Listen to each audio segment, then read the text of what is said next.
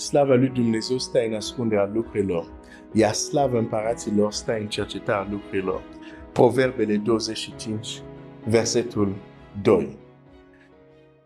În casa tatălui meu sunt mai multe locași. Estera 2, capitolul 13. Astăzi o să vreau să continui puțin să vorbesc despre pentru că modul cum am spus-o a trebuit să aduc și argumente mai departe.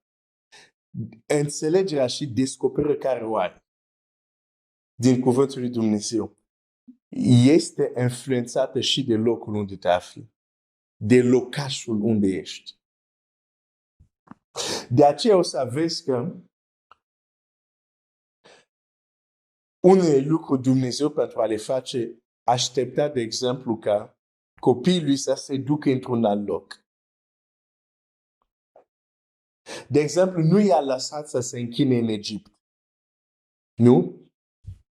A zis, când veți ieși din Egipt, atunci o să vă închinați. Nu a venit și s-a descoperit când erau în Egipt. Nu?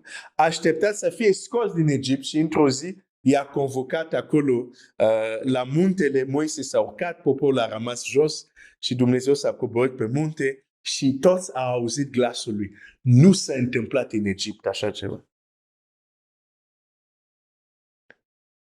Pentru că acolo erau într-un locaș.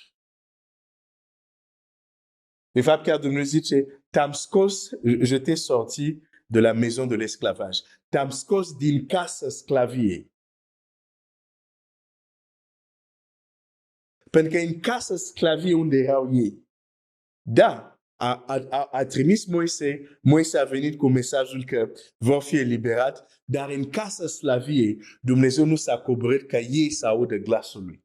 Pentru că asta trebuia să se facă după ce au ieșit din casa respectivă.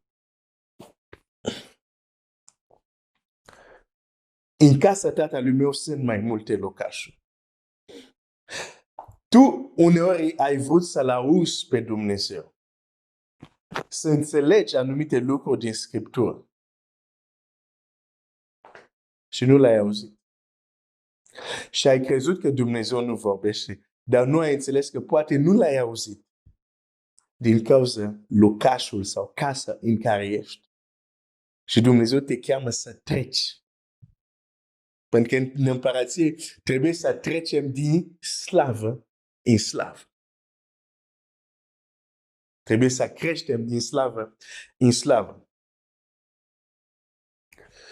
Deci chiar auzi, ieri am vorbit despre descoperire. Ioan să spun, urcă-te aici. Dar chiar și pentru a auzi pe Dumnezeu, ai nevoie să fii la un loc potrivit. Vorbim chiar despre Moise. Uite, o să citesc un text.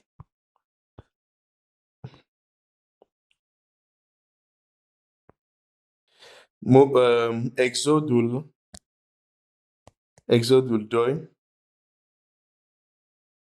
Nu 2. Exodul 3. Versetul 2. Îngerul Domnului i s-a arătat într-o flacără de foc care ieșea din mijlocul unui rug. Moise s-a uitat și iată că rugul era tot foc și rugul nu se mistuia deloc. Moise a zis, am să mă întorc să văd ce este această vedere minunată și pentru ce nu se mistuie rugul. Deci prima dată când Dumnezeu vine, se arată printr-un rug aprins. Dar Dumnezeu nu vorbește. Tot ce se întâmplă este că Moise vede, dar vede ceva ieșit din comun, dar nu aude nimic.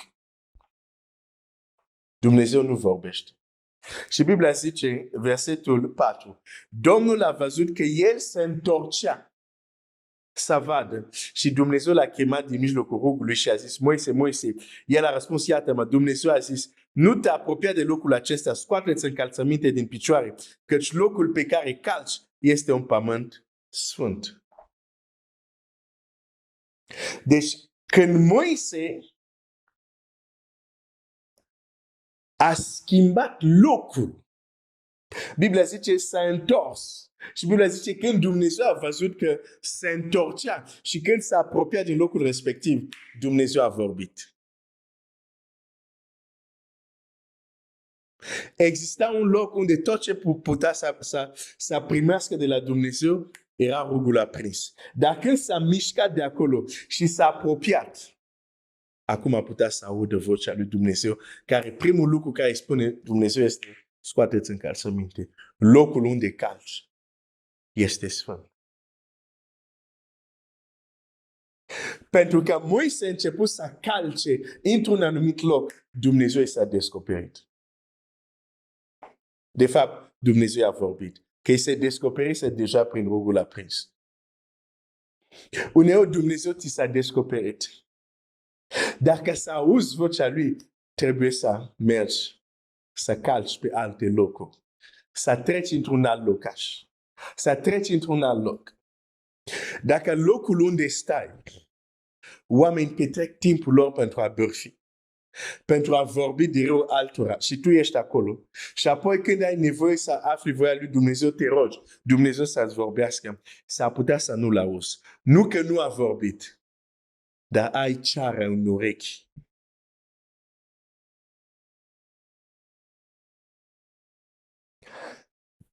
Aveam un prieten.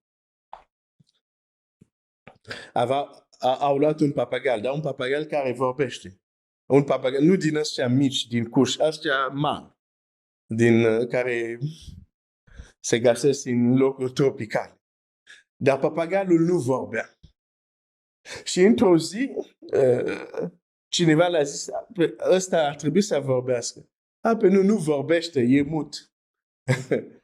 Și unul care avea știință le spune să-l duceți la un veterinar să verificat urechile lui. Pentru că uneori unii din ei au o anumită ceară și nu aud. Și l-au dus la veterinar și exact asta era.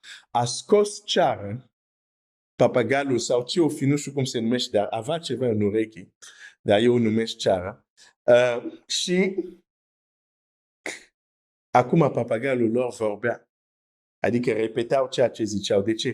Pentru că acum auzeam. Uneori vrei să-L auzi pe Dumnezeu, dar n-ai cum, pentru că bârfele care le-ai auzit au pus ceară în urechile tale spirituale.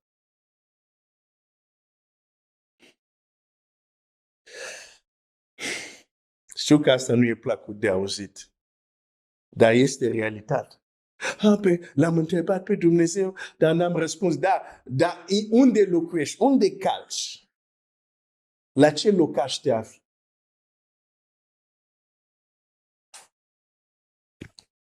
Trebuie să te urci la un alt nivel. Unde nu mai stai să auzi ce a făcut cu tare, ce ai făcut tare. Uneori nu este neapărat cu alții discută, dar poți să faci exact același lucru singur, stând pe rețele sociale.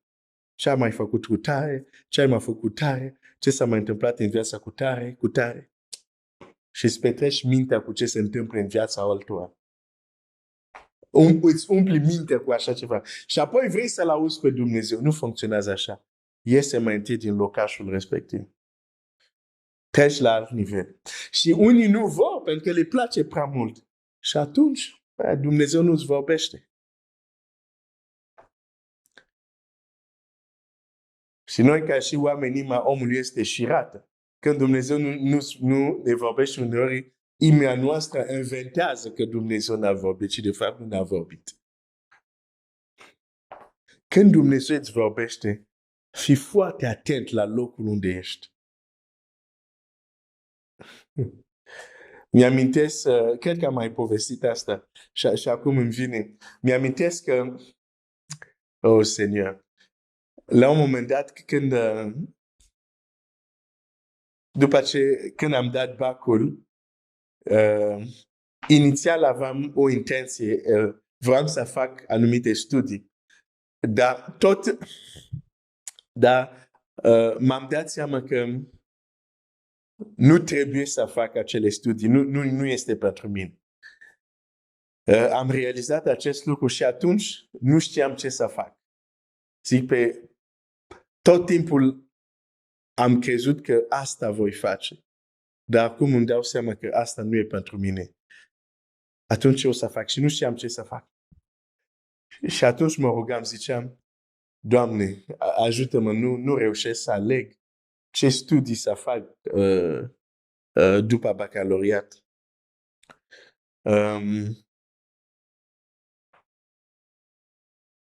M-am gândit, am vorbit cu oamenii, o mătușă foarte drăguță mi-a dat o carte mare cu cam tot tipul de job care există și am citit cartea aia până m-a durut capul. Zic, nu știu, Doamne, ce să studiez, ce să fac? Ok, am bacalaureat acum, unde să mă înscriu, ce să fac? Și Dumnezeu nu mi-a răspuns. Nu mi-a răspuns la această rugăciune până într-o zi. Și atunci nu știam că o să vin în România.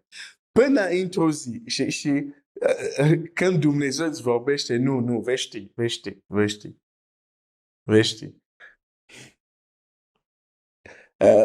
Uneori, tocmai din cauza locașului unde suntem, e confuz, dar sunt momente unde e foarte clar și știi că e Dumnezeu. Deci mergeam pe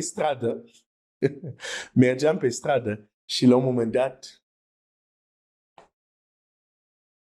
e greu de spus. Nu era audibilă, dar nici nu era gând. Era intre. Ce înseamnă asta? Deci nu erau voce nici audibile, dar nici nu era un gând. Dar mi-a venit un cuvânt, un singur cuvânt mi-a venit. Petrochimie. Și când am auzit acest cuvânt, mergeam așa pe stradă. Automat, în Duhul meu am știut, asta e răspunsul. Deci mai întâi am auzit acest cuvânt, petrochimie, și atunci am zis, dar ce asta? De ce am auzit asta? Și imediat am înțeles, ok, e răspunsul la ce mă rugam eu. Vei studia petrochimie. Dar mi-a răspuns doar printr-un cuvânt, petrochimie. Și m-am dat seama că asta îmi spunea. Ok. După 17 ani, mă întorc la locul respectiv. Adică mă întorc în Congo și din nou mă plimbam și ajung la locul respectiv. Și după 17 ani, înțeleg de ce Dumnezeu mi-a zis asta exact în locul respectiv. Când Dumnezeu îți vorbește, fii atent și la locul unde ești. Pentru că știi ce s-a întâmplat? Când Dumnezeu mi-a spus asta, eram exact în fața unei case. Treceam în fața unei case. Și când am ajuns în fața casei respectiv, Dumnezeu mi-a vorbit. Și apoi m-am dus acasă. M-am dus acasă, stăteam și am început să întreb la mamă, la oameni. Zic, știi ceva despre petrochimie? Știu că e cuvântul chimie, e petrol, dar mai exact cu ce se mănâncă? Ce e chestia asta? Și am început să întreb. Și mama mea îmi spune, dacă vrei să afli mai mult, du-te la cutare, care este profesoară de chimie la universitate, ea o să-ți spună mai mult despre asta. Și când mă duc, știi unde stătea acea profesoară? Exact în casă, în dreptul în care Dumnezeu mi-a vorbit. Și doar peste 17 ani am înțeles că, de fapt, am primit acel cuvânt acolo, pentru că, de fapt, tocmai acolo trebuia să mă întorc, să cer mai multe informații despre această disciplină. Nici nu știam că o să vin în România. Apoi ajung în România în februarie, un pic mai târziu, a început să deja școală, fac anul pregătitor, uitasem acel episod. Și timp ce facem cursurile de limba română, era un capitol unde era un articol despre Ploiești, unde e facultate de petrol și gaze. Și când aud asta, îmi revine ce s-a întâmplat în trecut, zic, gata, înseamnă că trebuie să mă duc la facultatea asta. Dumnezeu vorbește. Dar uneori trebuie să ajungi într-un anumit loc ca să-ți spun anumite lucruri. La mine, exemplu care ți-am dat, era un loc chiar fizic. Dar principiul se aplică foarte bine și la locul spiritual. Dacă Domnul Iisus spune așa, eu sunt calea. Dacă Domnul spune așa, există două uși, există calea pierzării, există calea care duce la viața. Asta înseamnă că fiecare om, din punct de vedere spiritual, merge pe un drum. Și dacă merge pe un drum, înseamnă că fiecare om, în drumul către, fie într-o parte, fie în cealaltă, fiecare om se află la un nivel pe drumul respectiv. Și în funcție de nivelul unde te afli, poți să auzi sau nu anumite lucruri. Și Dumnezeu, de exemplu, în textul lui Moise, Biblia zice, a așteptat că Moise să meargă până la muntele, până la Oreb. Acolo Dumnezeu s-a descoperit. Trebuia să ajungă într-un loc. Deci nu este totul să zici, Doamne, vorbește-mi. Unde te afli? Unde umbli? Unde ești? În ce locaș ești? Pentru că locul unde te afli influențează. Este un factor important în ceea ce poți să auzi, poți să primești, ce poți să înțelegi. Dumnezeu să te binecuvânteze.